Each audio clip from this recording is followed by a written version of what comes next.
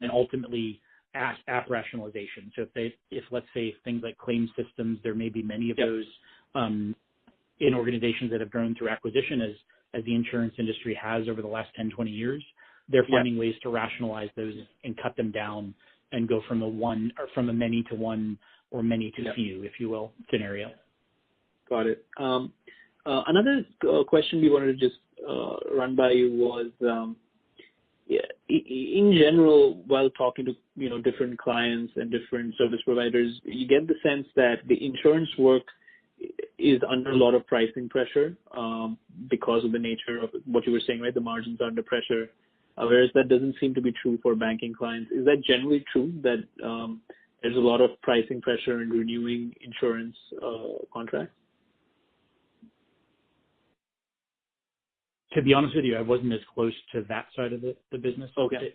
I would say the majority of my time was spent more on kind of bigger ticket items, to be very blunt. So I was focused more on the front end, and in that space, the cost containment wasn't as big of an issue. Got it. And it was more something.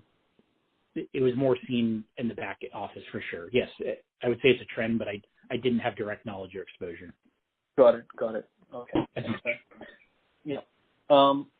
Okay. Got it. Now, kind of wanted to understand, what is sort of the industry perception of Virtusa's sort of capabilities versus Polaris's capabilities, and whether now they're really viewed as a single entity, or they're still viewed as distinct entities with different capabilities that need to be leveraged. If you could speak to that. And we're just talking about, industry perceptions right now, so it's nothing proprietary, hopefully. Right. So I think this is kind of driven along client lines. So if there was a relationship, let's say, with one firm versus the other, the historic view is obviously to kind of continue to perceive that organization as one versus the other.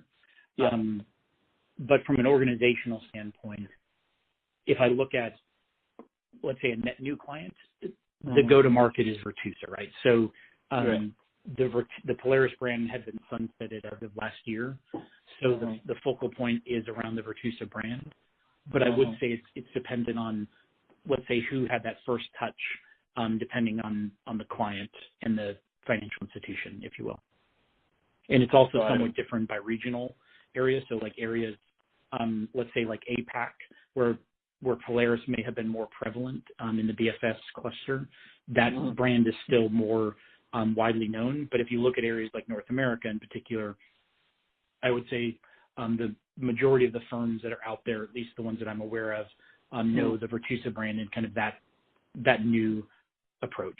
But again, if there was a prior relationship with the other firm, they may still understand us as that old name, but everyone's aware, at least at a high level, of the brand shift from Virtusa and Polaris to then Virtusa, Polaris, and now Virtusa. Got it.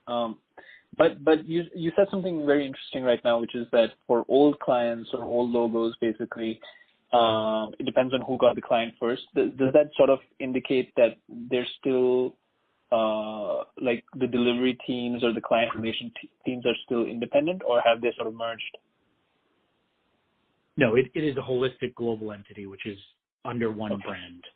I mean, I have not been at the organization for 6 months, so I can't speak exactly to where things are at today, but I can say from my standpoint while I was there, the integration was complete as reported to the street, and there is a common leadership structure, but understand that some of that leadership structure came from Polaris versus Virtusa, so some people may just look to that legacy relationship based on who they know. Things like that.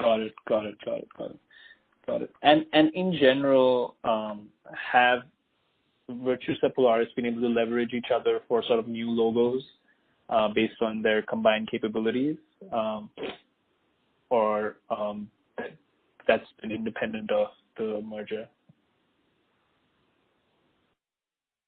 So again, to stay above the NDA line, I would say from a holistic standpoint, the complementary skill sets that both firms brought, and if I look specifically to the BFS cluster, there were a lot of things that if you let's say, put up a matrix of all the things